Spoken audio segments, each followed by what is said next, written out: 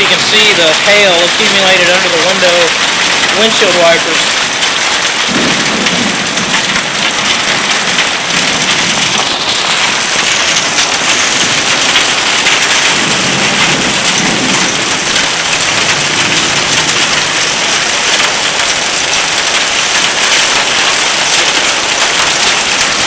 Like mostly pea to marble size.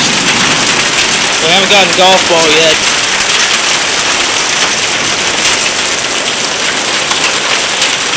The storm took forever to get here.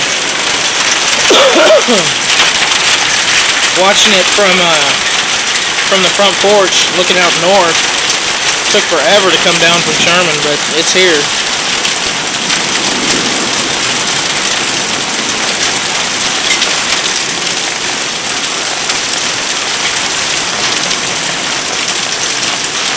Looks like we may have been spared the worst with the hail.